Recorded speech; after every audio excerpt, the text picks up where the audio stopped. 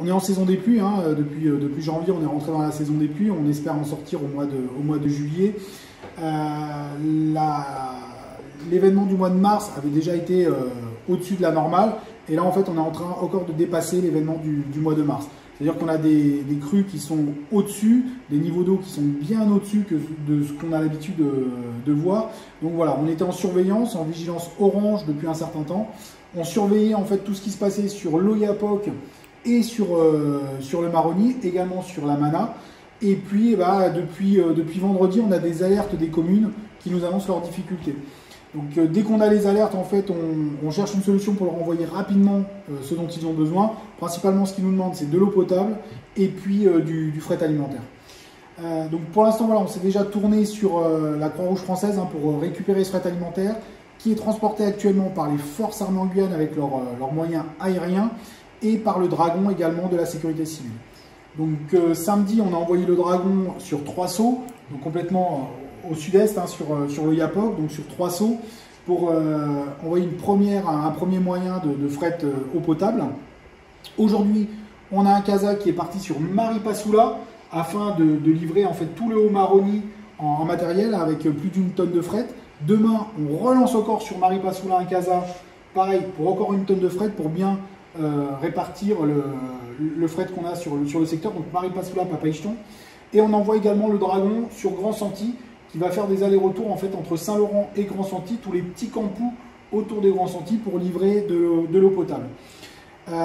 Mercredi, on a déjà une nouvelle, hein, c'est pour Camopi. On a trouvé un avion Casa, pareil, toujours des forces armées en Guyane, direction Camopi pour livrer 2 tonnes de fret.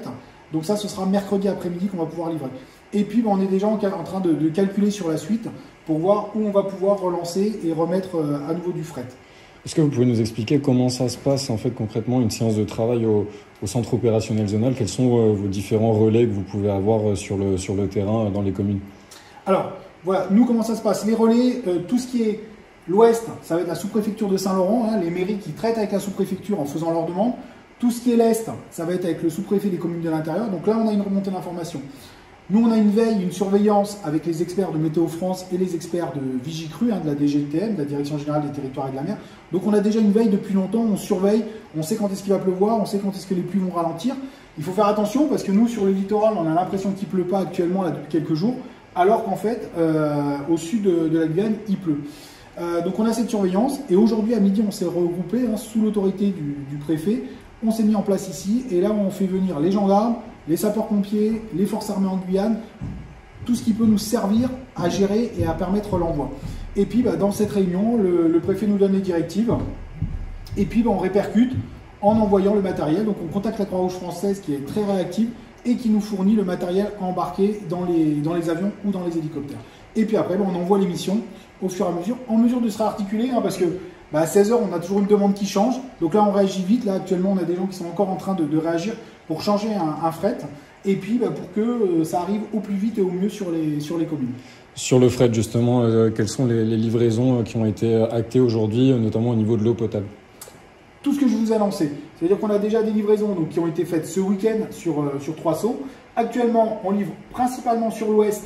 Donc aujourd'hui, c'était sur Maripasoula. Demain, ce sera Maripasoula avec des transits. Hein. On demande aux communes de faire la distribution dans les petits campous et dans les villages isolés.